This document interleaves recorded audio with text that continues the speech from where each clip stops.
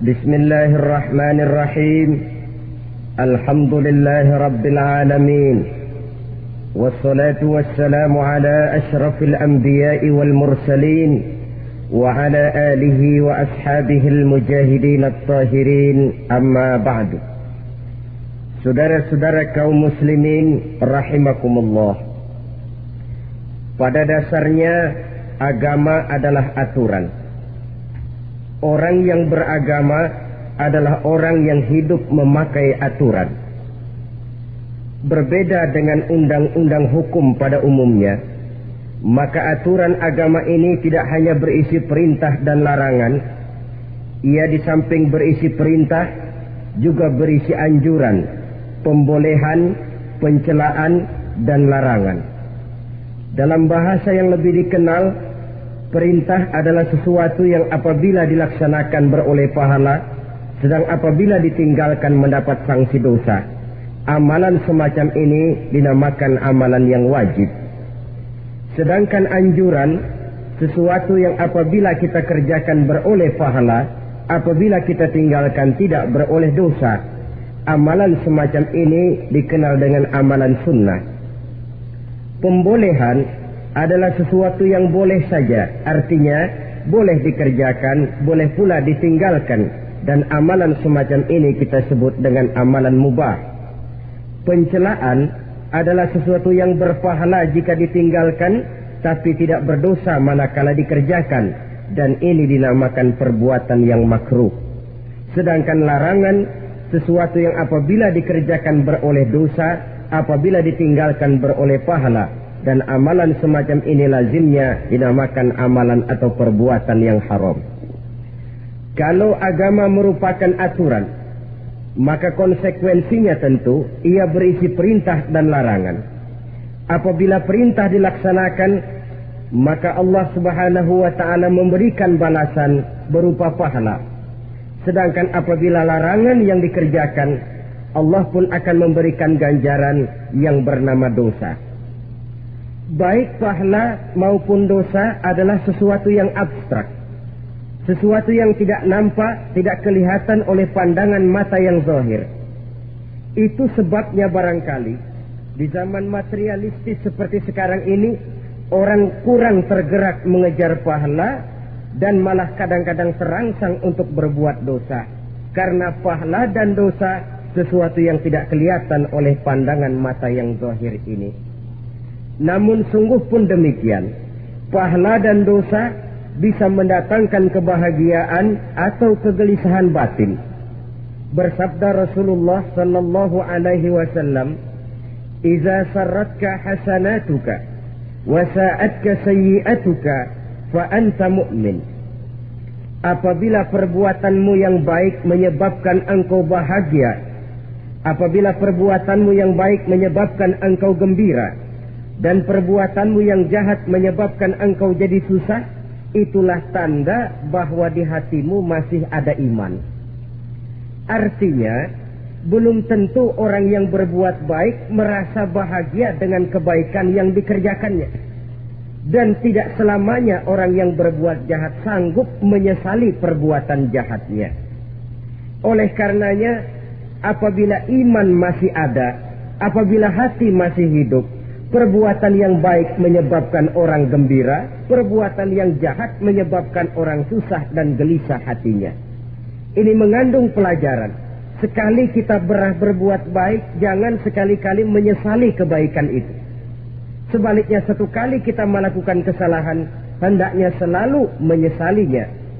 Kadang-kadang dalam kehidupan, karena orang tempat kita berbuat baik itu rupanya membalas air susu dengan air tuba, kita lalu menyesali kebaikan. Lahirlah kata-kata, "Nyesal saya nolong dia." Ibarat pepatah katanya, nolong anjing kejepit. Waktu kejepit setengah mati kita tolongin, begitu selesai dia dari kejepitnya, malah kita digigitnya. Saudara hadirin yang saya muliakan, dalam kehidupan sehari-hari barangkali ini kena filsafat yang disebut dorong mobil mogok. Ketika mobil mogok setengah mati kita dorong, begitu mesin hidup ditinggalkannya kita di belakang. Sesungguhnya perbuatan kita yang baik tidak harus disesali. Karena disesali atau tidak, toh perbuatan itu sudah kita lakukan. Dan penyesalan atas segala kebaikan hanya akan mengurangi nilai pahala kebaikan itu sendiri. Berbahagialah apabila berbuat baik, walaupun orang yang kita melakukan kebaikan membalasnya dengan kejahatan. Menyesalah apabila berbuat kesalahan, apabila melakukan dosa, karena itu pertanda nilai iman yang masih hidup dalam jiwa kita. Saudara-saudara kaum muslimin yang berbahagia, jadi sungguh pun pahala dan dosa sesuatu yang abstrak, efeknya jelas dia mendatangkan kebahagiaan atau membawa kepada kegelisahan batin di dalam kehidupan manusia. Orang di zaman materialis kurang terangsang berbuat pahala dan terdorong melakukan dosa. Kenapa? Karena pahala tidak kelihatan, dosa tidak nampak. Kalau pahala kelihatan, barangkali nggak kuat kita mikul pahala. Kalau dosa benjol, umpama tiap bikin dosa palanya benjol, barangkali sudah nggak karu-karuan kepala kita. Baik pahala, baik dosa, sesuatu yang tidak nampak oleh pandangan mata zahir, tapi yang punya efek dalam kehidupan ini. Orang yang banyak pahalanya dengan orang yang banyak dosanya, kalau dia berjalan barangkali sulit kita membedakan.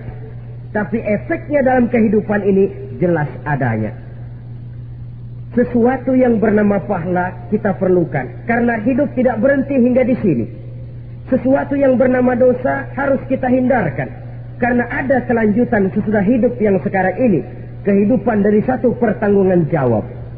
Itu sebabnya Imam Ghazali dalam bahasa yang indah sekali berpesan, jadidis safinah fa innal bahra amir wa khuziz zad fa inna safara ba'id.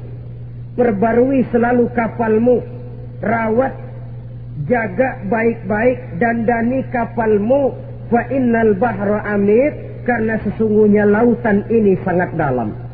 Satu bahasa yang indah dari tamsil terhadap kehidupan.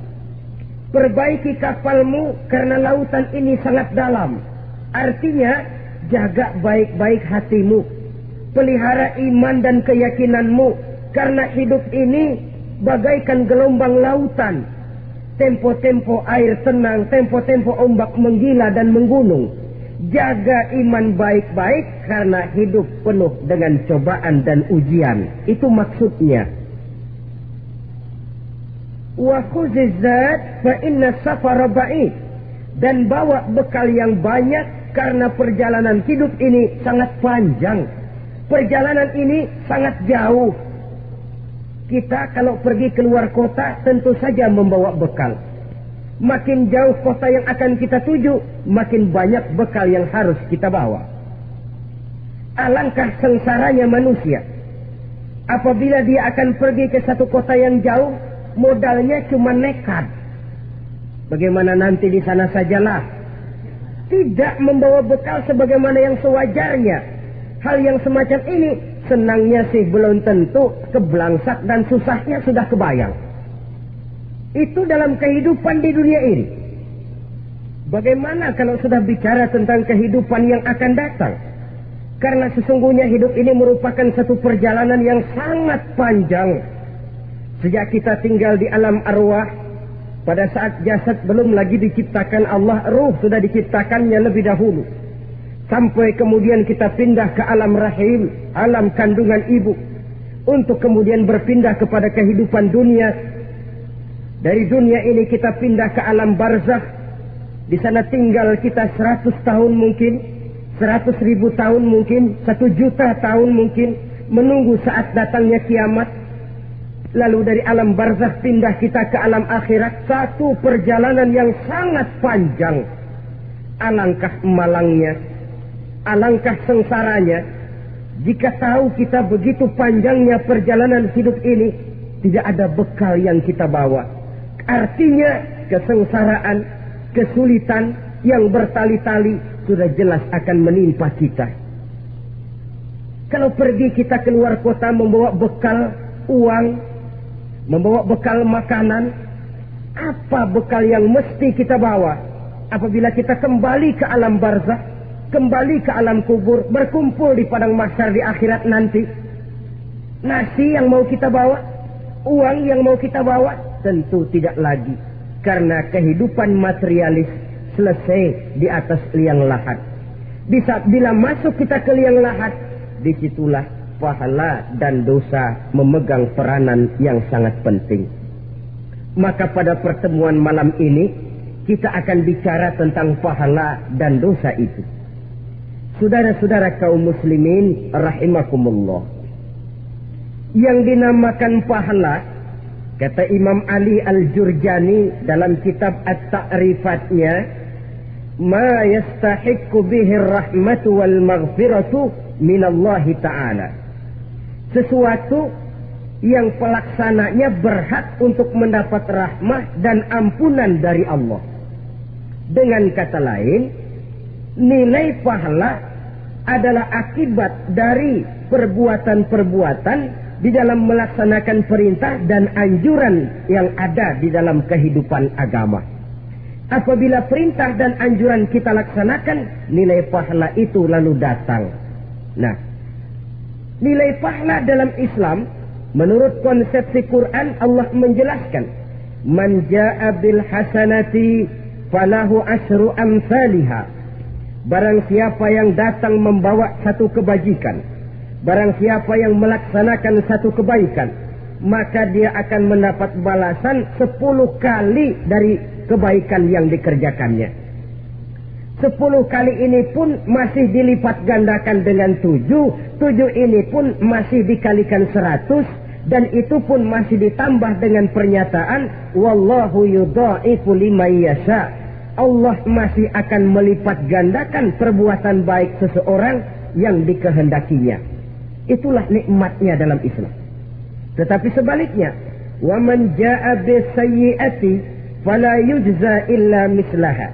Barang siapa yang melakukan satu kejahatan, dia tidak akan mendapat balasan kecuali sesuai dengan kejahatan yang dikerjakannya. Alangkah rahman dan rahimnya Allah. Orang yang berbuat baik dibalas 10, dikali 7, dikali 100, masih dilipat gandakan pula. Tapi orang yang berbuat jahat tidak akan mendapat balasan kecuali sesuai dengan kejahatan yang dikerjakannya. Ini kan beda dengan sifat kita manusia. Kita ini kadang-kadang kalau dijitak membalasnya mukul. Tapi kalau orang berbuat baik kepada kita, kita enggan untuk berbuat baik kepada orang tadi. Allah tidak mengajarkan begitu. Satu kebaikan berbalas 10. Satu kejahatan berbalas dengan satu kejahatan. Maha Rahman dan Rahim Allah. Bahkan dalam Islam, niat berbuat baik saja mendapat pahala. Sedangkan niat berbuat jahat belum ditulis merupakan satu dosa sampai kejahatan itu dikerjakan oleh orang yang niat tadi. Umpamanya, saudara niat, nanti malam giliran pengajian saya mau hadir di majelis taklim. Pas datang waktu malam, hujan turun sangat lebat. Saudara berhalangan datang ke majelis taklim, saudara sudah mendapat pahala niat. Tapi saudara niat, nanti malam kalau turun hujan, saya mau bongkar rumahnya si fulan, saya mau curi seluruh harta bendanya. Ternyata malam saudara tidak mengerjakan perbuatan itu belum ditulis dosa sampai perbuatan itu benar-benar dikerjakan. Tapi lalu jangan macam-macam. Kalau begitu niat aja yang baik, biar nggak usah dikerjain. Niat aja pengen ngaji walaupun tidak ada niatan untuk ngaji. Allah lebih tahu tentang apa yang terdetik di dalam hati sanubari kita. Itulah sebabnya sangat dianjurkan orang untuk melakukan segala macam kebajikan, dan dianjurkan orang menjauhkan segala macam bentuk kejahatan, karena dia akan berefek melahirkan dosa dan pahala. Dosa dan pahala itulah alat untuk memperoleh kebahagiaan di alam kubur, di padang mahsyar, sampai di akhirat nanti. Di dunia ini mungkin segalanya bisa kita beli dengan yang namanya uang. Keamanan kita bisa menyewa petugas untuk menjaga rumah kita. Kendaraan yang mewah bisa kita beli. Udara yang sejuk bisa kita ciptakan. Siapa banyak uang, dia raja. Mungkin itu di dunia. Tapi bisa apa uang kalau kita sudah masuk ke alam kubur? Bisakah munkar nakir kita sogok? Udah karkir, jangan nanya nih, cepet. Bisakah malaikat azab menyingkir dengan uang semir? Ternyata tidak. Untuk memperoleh kebahagiaan di sana, nilai pahala. Kesengsaraan akan kita dapat kalau kita banyak menumpuk dosa. Oleh karena itu jangan beranggapan, pahala nggak kelihatan, dosa juga nggak kelihatan, biarin saja. Yang tidak kelihatan ini pada waktunya akan memegang peranan yang sangat penting. Tapi tidak cuma untuk menghadapi hidup di situ, kita lalu harus berbuat baik dan meninggalkan yang jahat. Terutama juga di dunia ini. Toh pepatah bilang gajah mati meninggalkan gading, harimau mati meninggalkan belang. Apa yang akan kita tinggalkan setelah kita mati? Kita ingin jasad kita boleh hancur terkubur tanah, tapi nama kita ingin hidup terus, dikenang orang 100, 1000, bahkan 1.000.000 tahun yang akan datang. Ditulis orang dengan tinta emas dalam sejarah, tercatat kita sebagai orang baik-baik. Saudara-saudara kaum muslimin rahimakumullah. Lalu perbuatan apa yang bisa mendatangkan pahala itu? Saudara-saudara, semua perbuatan yang diperintah dan dianjurkan oleh Allah, yang dikerjakan dengan ikhlas hanya untuk mencapai ridho Allah, mendatangkan pahala. Kadang-kadang menurut pendapat kita remeh, tapi nilainya di sisi Allah besar. Itu pahala. Menghitung pahala itu hak prerogatif Allah. Perbuatan yang ringan Allah mau berikan ganjaran yang besar, itu urusan Allah. Misalnya, kata Nabi, la tahkiranna minal ma'rufi syai'an. Jangan kamu menganggap remeh perbuatan baik walaupun kecil. Jangan merasa sulit melakukan perbuatan yang mengandung pahala. Bertemu dengan teman, muka kita cerah, berpahala. Menyingkirkan duri di jalanan, berpahala. Menolong orang yang sesat, memberitahu orang yang bertanya, berpahala. Tidak sulit kalau kita mau. Yang diperintah dan dianjurkan oleh agama, itu perbuatan yang mengandung nilai-nilai pahala. Masalahnya cuma tinggal mau atau tidak, dan dikerjakan dengan ikhlas. Bertemu teman, mukanya cerah, pahala. Menyingkirkan duri di jalanan, pahala. Sedekah, pahala. Tidak berupa perbuatan, bisa berupa ucapan. Misalnya bersolawat, pahala. Bertasbih dan bertahmid, pahala. Kata Nabi, kalimatani khafifatani 'alal lisan, thaqilatani fil mizan.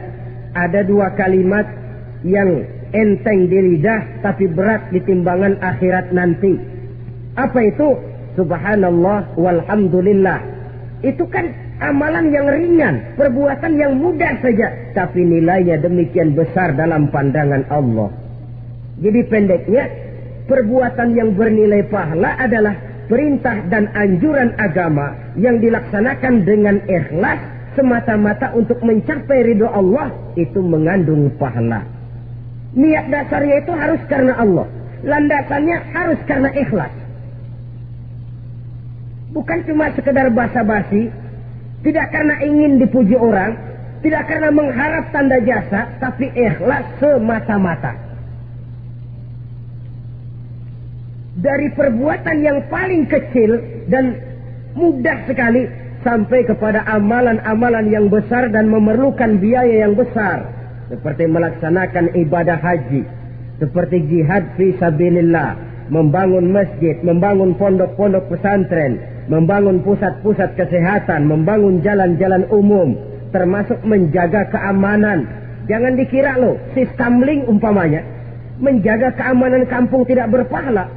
Kalau diniatkan ibadah, menjaga ketenangan warga supaya mereka tekun ibadah, ikhlas karena Allah, itu juga bernilai ibadah.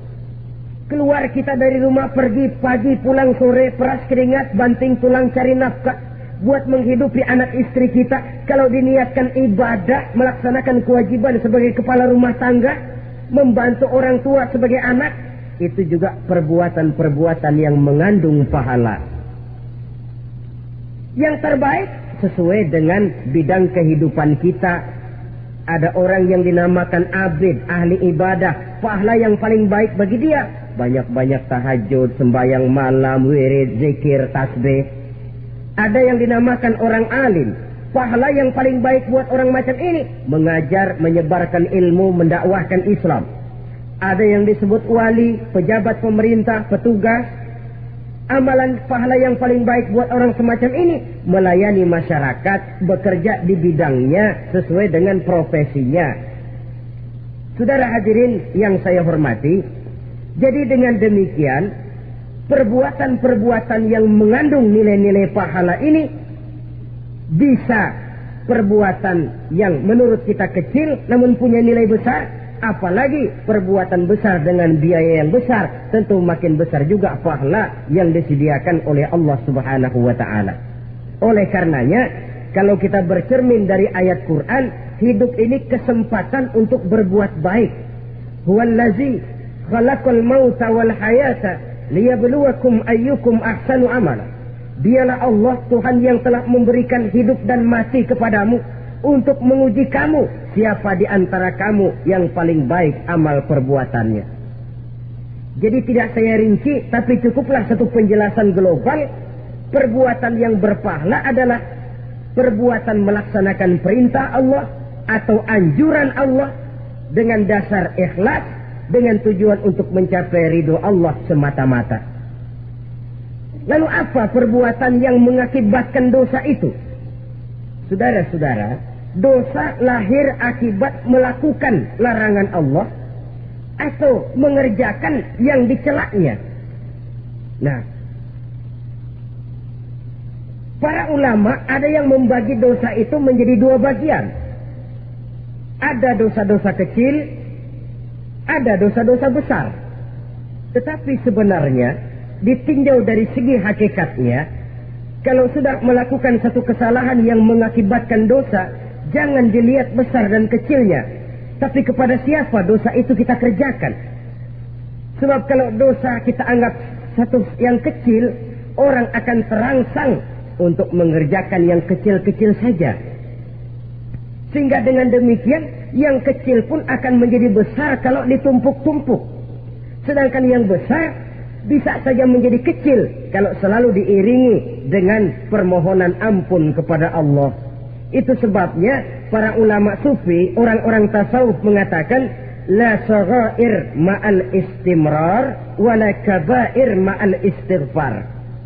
Tidak ada dosa yang kecil kalau dikerjakan terus-menerus, dan tidak ada dosa yang besar kalau digempur tiap saat dengan perbuatan istighfar atau memohon ampun kepada Allah Subhanahu wa ta'ala. Cuma saja pada umumnya, karena dosa-dosa kecil itu lebih mudah taubatnya, dan ada janji Nabi, barang siapa yang meninggalkan dosa-dosa besar akan diampuni dosa-dosanya yang kecil-kecil. Oleh karena itu, pada kesempatan ini kita akan juga bicarakan apa saja yang termasuk klasifikasi dosa-dosa besar, dengan harapan kita bisa menjaga diri, menyelamatkan diri, jangan sampai terjatuh ke dalam dosa-dosa yang besar tadi. Tetapi bukan berarti kita harus terangsang melakukan dosa-dosa yang kecil. Biarin kecil ini tobatnya gampang. Dosa kelas teri. Dosa itu kan tidak kelihatan. Lalu terangsang melakukan perbuatan dosa-dosa walaupun kecil, kalau berlarut terus-menerus dia akan tumbuh menjadi dosa yang besar. Oleh karenanya jangan sampai mengundang pengertian kalau kita membicarakan dosa-dosa yang besar lalu terangsang melakukan dosa-dosa yang kecil, karena bagaimanapun juga dosa kecil dan dosa besar sama dalam arti kepada Allah kita melakukan kesalahan. Dan dosa yang kecil pun kalau bertumpuk, dia akan menjadi banyak.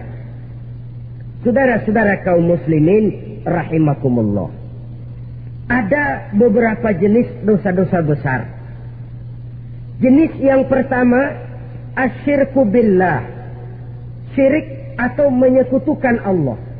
Dari sekian deretan dosa-dosa besar, Syirik ini merupakan bapak moyangnya dosa. Dedengkotnya dosa itu syirik, menyekutukan Allah. Bahkan dosa yang lain Allah masih mau mengampuni. Tapi kalau sudah syirik, menyekutukan Allah, itu sudah satu dosa yang tidak berampun sama sekali. Oleh karena itu tepat pesan Imam Ghazali tadi. Jadi di safinah fa innal bahra amin. Jaga iman, pelihara akidah, dandani kapal. Karena hidup ini gelombang lautan sangat dalam, hidup banyak cobaan. Di dalam hidup di zaman sekarang ini, saudara bisa perhatikan. Di mana tensi ekonomi tinggi, lapangan kerja sulit, persaingan hidup makin tajam, sifat egois dan individualis tumbuh di mana-mana. Rasa solidaritas sosial menurun, sifat gotong royong musnah. Orang mudah potong kompas, potong jalan. Ingin cepat kaya, ingin cepat naik pangkat, ingin dapat kedudukan. Kadang-kadang akidah pun terjual, akidah pun musnah. Jatuh ke jurang syirik pun tidak jadi soal. Itu yang kita khawatirkan. Kalau dosa-dosa yang lain Allah masih mau mengampuni. Tapi kalau sudah jatuh kepada syirik, Allah sama sekali tidak akan memberikan ampun. Dalam kaitan dengan ini barangkali tepat sinyalemen Imam Ali itu. Andai kata kemiskinan merupakan satu kepribadian, saya akan membunuhnya lebih dahulu. Artinya memang kemiskinan ini sering mendorong orang kepada jurang kemusyrikan. Tidak tahan menghadapi godaan perut akibat tensi ekonomi yang tinggi, lapangan kerja yang sulit. Iman pun jadilah ditukar dengan 3 liter beras. Akidah pun jadilah dibarter dengan 3 bungkus supermi, dengan pakaian bekas, dengan obat-obatan. Tidak jadi soal baginya mengejar kebahagiaan yang relatif singkat dengan mengorbankan kebahagiaan yang abadi. Persis ibarat pepatah, nyari jarum kampak hilang. Mencari sesuatu yang kecil, yang besar jadi sia-sia. Membela perut, mengorbankan akidah. Na'udzubillah summa na'udzubillah. Saudara-saudara kaum muslimin rahimakumullah. Ini fakta. Ini kenyataan.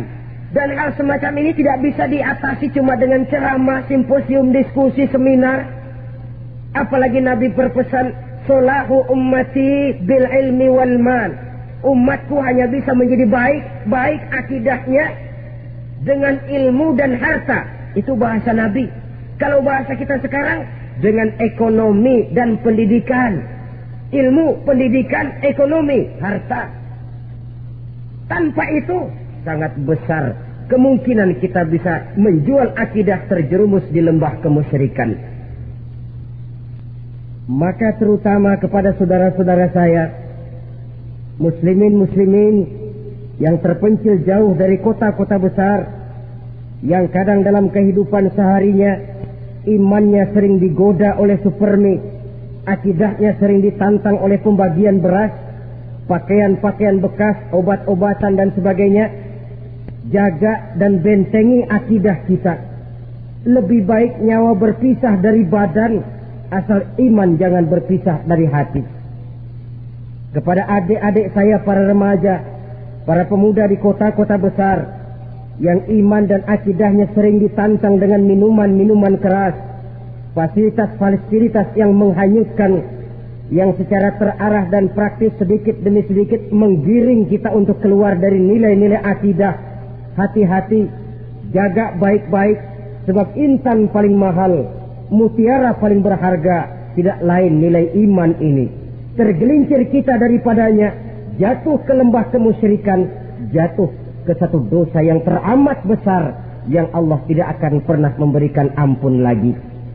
Ini dosa besar yang pertama.